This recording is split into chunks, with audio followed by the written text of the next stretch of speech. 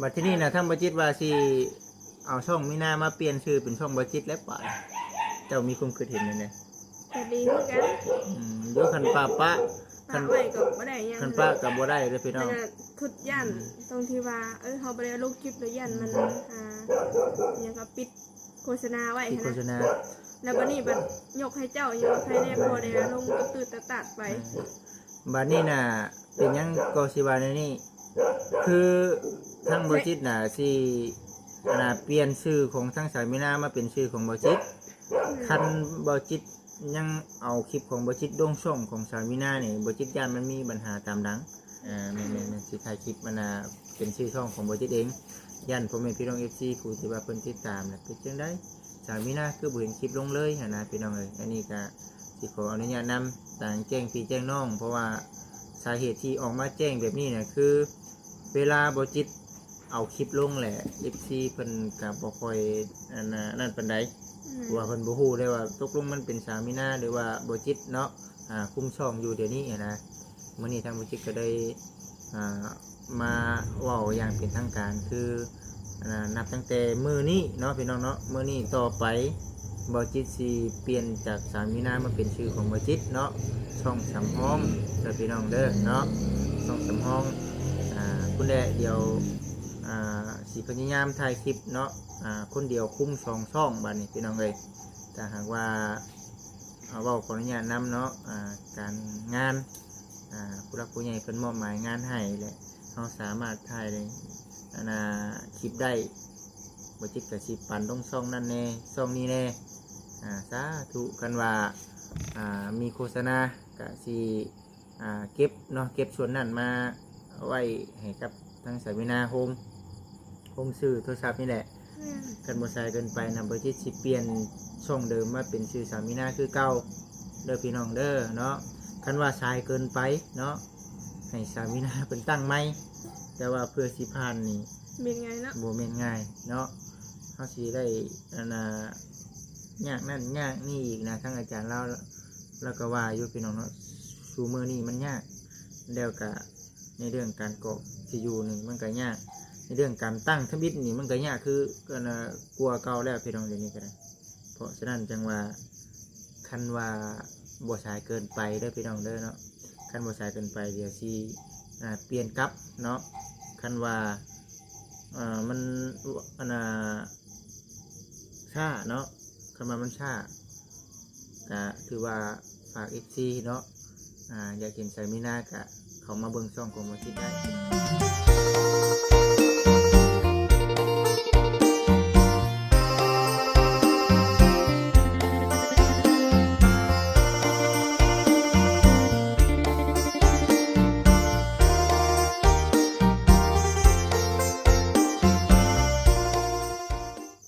เปิดตามมาอีกวันนี้ก็ได้เช็ดคัดเช็ดแน่แท้เนาะ เสร็จอะไรเนาะลาจากกันแล้ว น่าจะกัน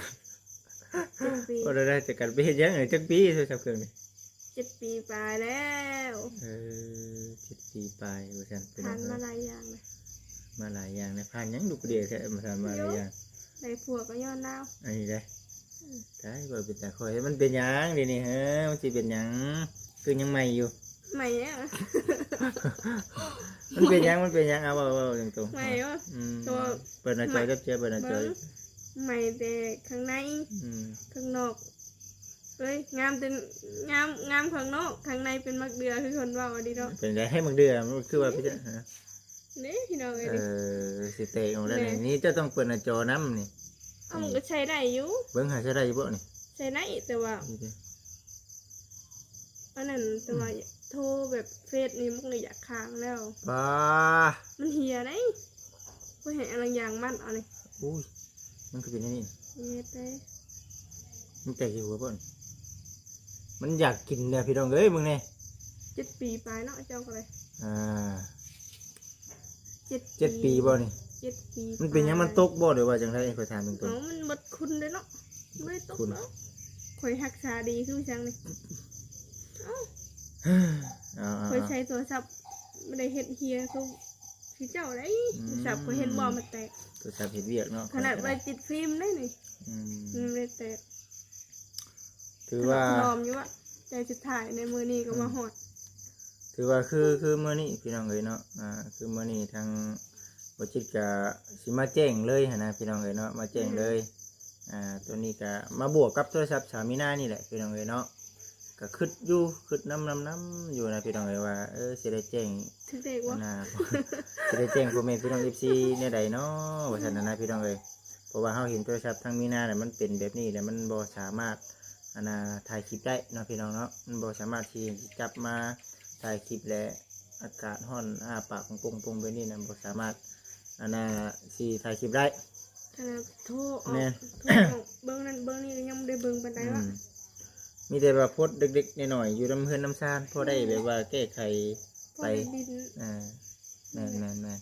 เอาทักทายสบายดีเด้อทักทายสบายดี FC พ่อแม่พี่น้องทุกท่านสบายดี เลย พอดีเมื่อนี้ก็ปรึกษาหารือกันอยู่ในเรื่อง FC หลายๆท่านเพิ่นก็คือสิติดตามช่องของทางสามีนาถือว่าหลายแล้วพี่น้องเนาะหลายเดือนเลยเด้หลายเดือนแล้วที่ว่าสามีนาเพิ่น เป็นปีพุ่นน่ะเป็นแต่ปีกายนี่ แม่ที่สามีนาเพิ่นบ่ได้ค่อยถ่าย ตกมาปีนี้ก็ไปถ่ายเลย แม่ที่เราบ่ได้ค่อยถ่ายคลิปปกติจะถ่ายน้ำพ่อน้ำแม่เนาะถ่ายในช่องของเพิ่นเองพี่น้องเนาะคือปัจจุบันนี่น่ะทั้งบ่จิตน่ะมีแต่ถ่ายงานของบ่จิตแหละบ่จิตเอาลงไปเพราะว่าย่านมันปิดการสร้างรายได้ของทั้งช่องของสามีนา เพราะว่าส่งก็เนาะเพื่อสิโอ้ผ่านแป๊บเดียวเนาะว่าจิตบ่ฮอดเดือนเนาะฮอดเดือนเนาะ ประมาณเดือนหนึง เดือนหนึงผ่าน ประมาณเดือนหนึ่งช่องของสามีนานั่นพี่น้องเอ้ยเนาะวันนี้เงินอยู่ในอันนั้นนะหากระใช่เท่านึง ได้3,000 ได้3,000เงินของสามีนานั่น ได้เกิดมา แต่ว่าเจ้าของคนก็บ่ได้ใช้หรอก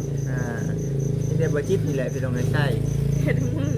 ตั้งแต่เฮ็ด YouTube มาเพิ่นได้ใช้เงิน 4,000 บาท3,000 บาทพี่น้อง 3,000เพราะว่าได้ 4,000เพิ่นหัก1,000 3,000 บาทแหละยังบ่ทันคุ้มฮอดโทรศัพท์ซับเราก็ได้มีแต่เพียงแต่ตัวเลขและมาคิดอยู่ว่ามีนากับป้าช่องไปประมาณเป็นปีเป็นเท่าไหร่แล้วบ่ได้ถ่ายคลิปเด้อพี่น้องเด้อเนาะ เก่าเดือนฮอดปีเนาะ แม่นคิดอยาก เห็น กัน ในคลิปก็เก่าเดือนนั่นเด้อะ คืออยากถ่ายลงอยู่ในช่องเพิ่นอยู่แต่ว่าเพิ่นก็มันถ่ายบ่ได้อยู่ในคลิปของเพิ่นเนาะกับโทรศัพท์รุ่นนี้มันบ่สามารถถ่ายคลิปหึงได้เนาะประมาณ10นาทีแล้วเฮาเอามาตัดแหละมันข้างๆรถ ตัดไปเลย มันเป็นรุ่น ข เท่าไห นา ร่ ด เนี่ย ถ่ายคลิปไว้ตั้งแต่หึงหุ่นตั้งแต่ จะซื้อ หาเห็ดปวกในบ้าน จะชื่อเท่าไหร่นี่ ขอชื่อนะ7,000 ชื่อ7,000พี่น้องเอ้ยเนาะ 7,000 บาท โอ้เดี๋ยวนี้บ่ฮอดเนาะ7,000กำมารุ่นนี่ อ้าวอันนี้มันรุ่นตั้งแต่2019 นี่ บ่ชื่อนะ มันตกรอบแล้ว4,000บ่2,000 4,000ประมาณนี้ 2019กับ อืม ขอยชื่อมาแต่บ้านนี่เลยเนาะ อืม เพราะว่าลงไทยก็มีแต่ใส่เพิ่นนี่เลยนะ มีแต่ว่าทางบ่จิตน่ะบ่ขออนุญาตนำเด้อพี่น้องเนาะFC สิคิดว่าจังใดคือเพราะว่าทางบ่จิตนี้สิขอแบบ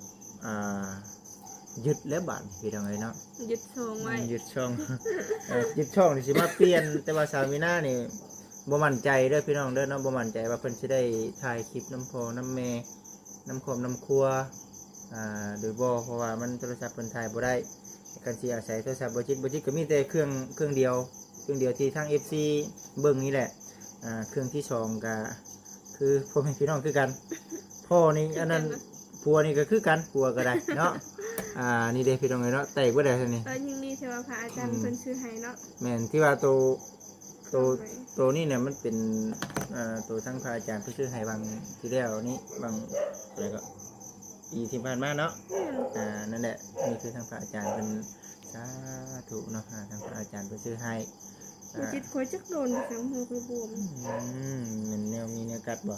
เพราะว่าอันนั้นมาจากเนาะไปหาน้ำใหม่นะ นี่แหละว่า ไอ้ยังก็คือเอิ้นนะ มันจะมี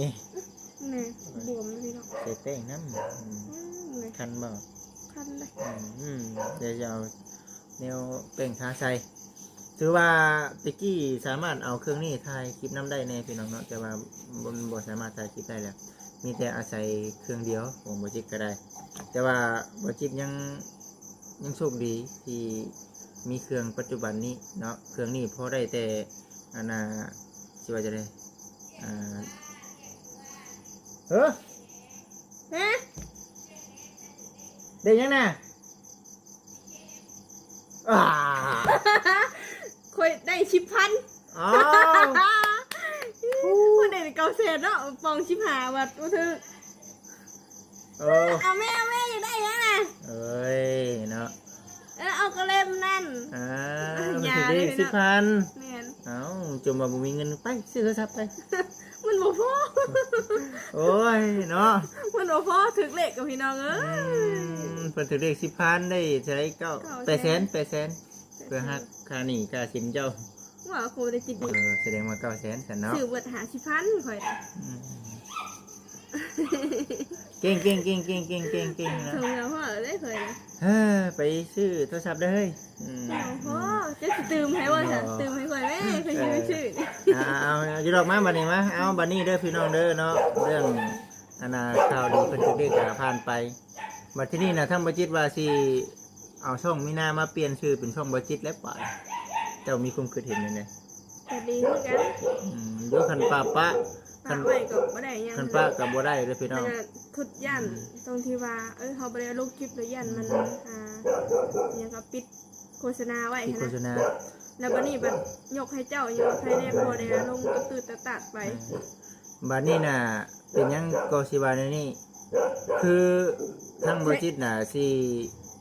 เปลี่ยนชื่อของทั้งสายมีนามาเป็นชื่อของบ่จิต คันบอจิตยังเอาคลิปของบอจิตดงช่องของสามีนาเนี่ยบอจิตย่านมันมีปัญหาตามดัง มาพบมาพ่อกับบอจิตคือเก่าแต่ว่าอยู่ในช่องสามีนาตลอด ซื้อสามีนาเนาะ แม่นเพราะฉะนั้นทางบอจิตก็เลยว่าย่านมันเกิดมีปัญหาตามหลังเนาะ แม่น แมนยูเอาลงไล่แต่ว่าย่านพี่น้องนะก็เลยแบบว่าสีเอาช่องของสามีนามาเป็นช่องสำห้องเด้อพี่น้องเด้อเนาะ ฝากติดตามเลยเด้อ แม่นฝากติดตามเลยเด้อ ป็นกำลังใจให้ทางวจิตกับสามีนาเลยพี่น้อง สามชา สามชาได้โทรศัพท์ สามชาได้โทรศัพท์ใหม่ เพราะ แล้ว ว่าได้โทรศัพท์เลยเว้าบ่ได้เนาะบางทีก็ช่วยกันเอาลงไปพี่น้องเนาะ ถ้าได้โทรศัพท์ใหม่นี่บจิตชีอันนั้นเดี๋ยวอันน่ะให้เพิ่นอันน่ะเปลี่ยนชื่อของเพิ่นแหละมาใช้แล้วก็ให้เพิ่นถ่ายเลย แต่สำหรับบจิตเบิ่งนี่คือชีเฮิงเติบแหละจักยามใดเฮาสิได้แหละสิถ่ายแม่นสิถ่ายคลิปมันน่ะเป็นชื่อช่องของบจิตเองยันพ่อแม่พี่น้อง FC ผู้ที่ว่าเพิ่นติดตามน่ะเป็นจังได๋สามีนาคือบ่เห็นคลิปลงเลยหั่นนะพี่น้องเอ้ยอันนี้ก็สิขออนุญาตนำต่างแจ้งพี่แจ้งน้อง เพราะว่าสาเหตุที่ออกมาแจ้งแบบนี้เนี่ยคือเวลาบจิตเอาคลิปลงแหละ FC เพิ่นก็บ่ค่อยนั่นปานใดว่าเพิ่นบ่ฮู้ได้ว่าตกลงมันเป็นสามีนาหรือว่าบจิตเนาะคุมช่องอยู่เดี๋ยวนี้นะมื้อนี้ทางบจิตก็ได้มาเว้าอย่างเป็นทางการคือนับตั้งแต่มื้อนี้เนาะพี่น้องเนาะมื้อนี้ต่อไปบจิตสิเปลี่ยนจากสามีนามาเป็นชื่อของบจิตเนาะช่องสำห้องเด้อพี่น้องเด้อเนาะช่องสำห้องคุณแดเดี๋ยวสิพยายามถ่ายคลิปเนาะคนเดียวคุมช่องบัดนี้พี่น้องเอ้ยแต่หากว่าเว้าขออนุญาตนำเนาะการงานผู้รักผู้ใหญ่เพิ่นมอบหมายงานให้แหละเราสามารถถ่ายได้คลิปได้บ่จิตก็สิปั่นลงช่องนั่นแน่ช่องนี้แน่สาธุกันว่ามีโฆษณาก็สิเก็บเนาะเก็บส่วนนั้นมาไว้ให้กับทางสามีนาโฮมซื้อโทรศัพท์นี่แหละเพราะว่าคือปัจจุบันนี้ก็ถามว่าซื้อได้บ่พี่น้องเนาะมันก็ได้อยู่ในส่วนหนึ่งแต่ว่าอุปสรรคใหญ่เนาะภาระใหญ่ที่สุดของเราคือ FC ฮูเนี่ยคือในเรื่อง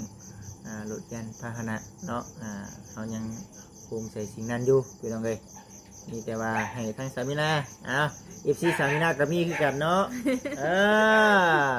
FC สามีนานี่เท่าไรก็ซ่องประมาณ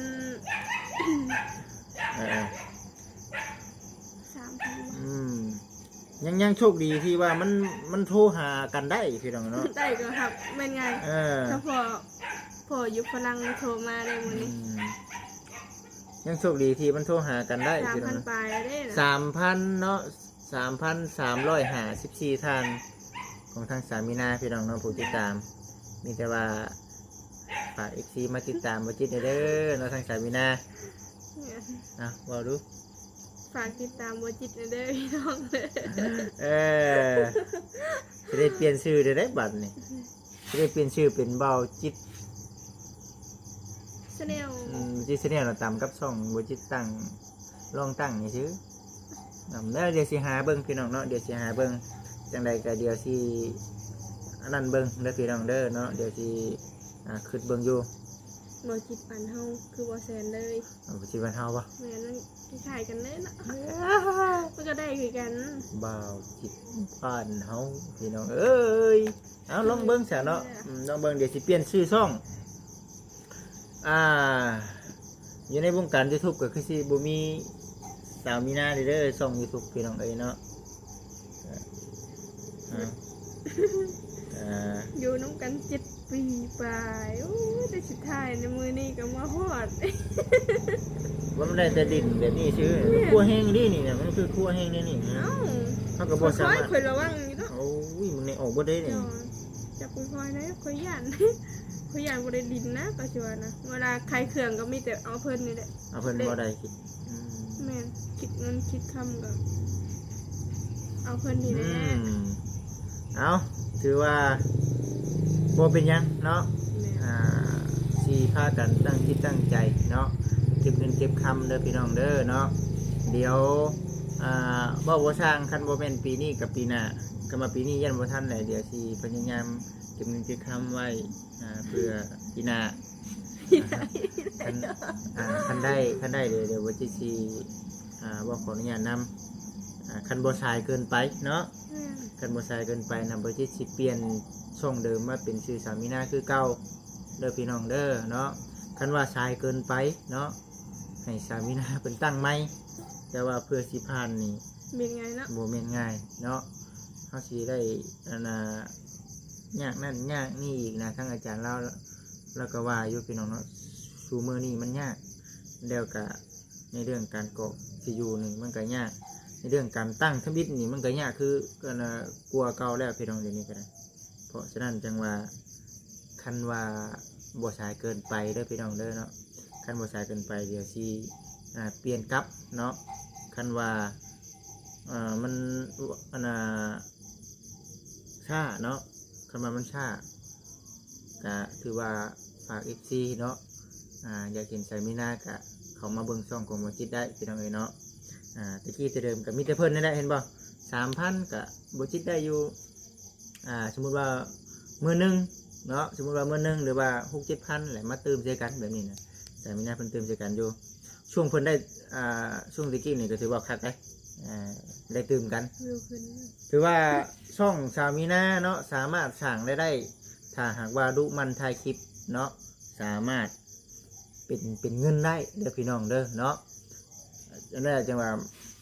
เพื่อเฮาสิเฮ็ดได้นี่ก็บ่ธรรมดาเพราะฉะนั้นจังว่าเอาถ้าบ่สายเกินไปเดี๋ยวสิอันน่ะซื้อให้ คิดถอดอยู่ได้ผัวย้อนเรา ได้ผัวยันเพิ่นผู้นี้บ่ เห็นไหมเบากว่าหลายแล้วว่าจิ้นเครื่องนี่ ว้าวไปเอาไปทิ่มซะเอาไปทิ่ม เอาไปทิ่มซะบ่ให้ใช้ในเครื่องนี้ เบากว่าหลายเครื่องเลยเนาะ เอ เบา อ กว่าเจ้าอะไร บอกกับพร้อมกันนี่แหละนี่ก็ได้สามีนาย้อนเครื่องนี้แหละนี่ปากปองคือกันบ่ออกแล้วเอานี่ก็แกะออกกันแล้วนี่ก็แกะออกกันพอเราทะเลาะทะนอมอยู่ แม่ ก็หากับบอกเจ้ามันเป็นตะหึงแล้ว นี่ไง มันชูกว่าใบแล้วโทยยังกับมันจะข้างเลยมัน แม่นกับบ่จิกก็ไปเวียกก็คิดอยู่พี่น้องเนาะคิดอยู่ว่าสิอันนั้นได้ไรหั่นนะพี่น้องก็สิเฮ็ดได้ไรกับช่องสามีนาเพอบ่อยากให้มันสูญเปล่า ขนาดใช้เข็ดมากันยังออกว่าซี คิดบ่ขนาดใช้เคสได้นี่ ยังออกว่าซี นี่มีวิธี มันยางวะต้องเห็นอะไร บ่ได้ซั่นแล้วเอาซั่นเลยนี่วิธีของผัวเจ้าปัญญาของผัวเจ้าได้นี่ ปัญญาได้ซ้ำนี่วะ ปัญญาได้ทำนี่ก่อน มันก็คือ เอากันเดียวนะจอมันตกได้ แม่นเลยย่าง ว่าทางง่ายๆเพิ่นเนาะคือเขาไอ้เตียงเขาไอ้จันเนาะเขาอันน่ะบ่เช็ด อานุนแม่อานุนเห็นบอกผมยังถ่ายเองเลยอันนี้คันอยากเห็นชายไม่น่าอยากเห็นเมียตัวเองถ่ายคลิปน้ำเพื่อนน้ำซ่านเด้กะไม่ได้เห็นบางที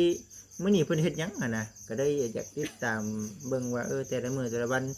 อยากให้เมียถ่ายคงถ่ายคลิปอยู่แต่ว่ามันถ่ายบ่ได้เพราะฉะนั้นจังว่าถ้าเห็นแต่น้ำช่องบ่จิตอันนะพี่น้องมีแต่ว่าเดี๋ยวสิเปลี่ยนชื่อจากสามินามาเป็นชื่อบ่จิตได้พี่น้องเด้อเนาะคันบ่เปลี่ยนยันมันมีปัญหาตามหลังมาแจ้งไว้ก่อนบ่จิตตั้งใจอยู่ว่าสิมาแจ้งย้อนสาเหตุสิ่งนี้แหละและโทรศัพท์เพิ่นบัดมานักกว่าเก่าก็ได้ถือเอาโอกาสนี้มาแจ้งเรื่องโทรศัพท์เลยอันนี้ก็บ่ได้ว่าหยังเด้อพี่น้องเด้อเนาะบ่ได้ว่าเว้าด้วยความเห็นอกเห็นใจโมเมนต์นั้นนี่เด้อพี่น้องเด้อเนาะแค่บ่จิตเนาะอยากมาแจ้งเรื่องแม่นแจ้งเรื่องช่อง YouTube เนาะช่อง YouTube เพราะว่าบ่จิตตั้งจิตตั้งใจแต่ใดมาแล้วว่าถ้าสาวมินาบ่ถ่ายคลิปลงช่องก็บ่สามารถสิดำเนินการต่อเพราะฉะนั้นทางบ่จิตต้องจำเป็นต้องได้มาเปลี่ยนชื่อเป็นของบ่จิตถ้าหากว่าเนาะเอาของบ่จิตเนาะถ่ายแล้วมาลงของสาวมินามันเป็นไปบ่ได้พี่น้องเอ้ยเพราะว่ามันสามารถถ่ายได้แต่อยู่เฮือนอยู่กลางเวียงกลางเว้นเนาะมันก็บ่สามารถที่จะถ่ายได้เพราะว่าบ่จิตออกไปเฮ็ดเวียกเฮ็ดงานอยู่พี่น้องเอ้ยอันนี้ก็ถือว่าสิตั้งจิตตั้งใจบ่ได้แม่นว่าบ่จิตออกมานี่สิเว้าเรื่องว่าความสังคมน่าสงสารจังใดพี่น้องเอ้ยเนาะแค่อยากมาบอกให้ FC ฮู้ไว้ซื่อเนาะและก็สิ่งที่สำคัญอยากขอนำ FC ก็คือเรื่องโฆษณาหั่นแหละพี่น้องเอ้ยเนาะเข้ามาแล้วก็อย่าเผากดคำโฆษณาพี่น้องเอ้ยเผื่อเงินคำกำแก้วได้เงินดีๆได้พี่น้องคันว่า FC บ่กดคำโฆษณาถามว่าได้เป็นกอบเป็นกำบ่มันก็ขึ้นอยู่กับFC เพิ่นติดตามรับชมแล้วก็บ่กดคำโฆษณาเนาะสามินานี่กำลังเฮ็ดเป็นเนาะกำลังเฮ็ดเป็นเกี่ยวกับ YouTube แหละปะหลายเลยปะเหิงก็อยากลงลืมเนาะเพราะฉะนั้นจังว่าถ้ามีโอกาสก็อยากให้สามินาเพิ่นเฮ็ดอยู่พอได้ช่วยกันเนาะพอได้ช่วยกันบ่แต่ทางแม่นนเรายังถ่ายไปเลยผู้ถึงคนที่เบิ่งบ่หลายแต่ว่าใจเฮามันมักเนาะใจเฮามันมักก็จังว่าเอาฝาก FC คอยให้กำลังใจแน่พี่น้องเอ้ยเนาะสิพยายามเนาะถ้าหากว่าได้ก็สิเก็บเงินชื่อตัวทำให้เพิ่นนั่นแหละพี่น้องเนาะอันนี้คือมาแจ้งให้พี่ให้น้องเบิ่งถามว่าในห้านขายเฮาก็มีอยู่แต่ว่ามันก็บ่พอสิว่าได้เป็นกอบเป็นกำปานใดมันเป็นแบบว่าคือพอแก้ไขในครอบในครัวพี่น้องเอ้ยแต่ก็คือช่วงนี้มันยามให้ยามนาแล้วมันก็เงียบมีได้อยู่บ่เงินเสียตายมันบ่คือเก่าเด้พี่น้องเอ้ยเนาะแต่ว่าชูมันแหละพี่น้องเอ้ยเนาะบางมื้อก็ขายดีบางมื้อก็บ่ขายดีนั่นแหละเอาทั้งสามีนาถ่ายคลิปนี้เอาฝากสามีนาเว้านำทั้งFC ทั้งเจ้าแน่เนาะจังใดก็ฝาก FC เบิดทุกท่านเนาะที่ว่าติดตามส่งสามินาแล้วก็บัดนี้สามินาก็สิยกให้บ่จิตเพิ่นพี่น้องเลยเนาะจังไดก็ฝากพ่อแม่พี่น้อง FC เบิดทุกคนเนาะติดตามทางบ่จิตแต่ก็สามินาเด้อพี่น้องเนาะเพื่อหาเงินซื้อโทรศัพท์ใหม่สู้ๆพี่น้องเอ้ยเนาะ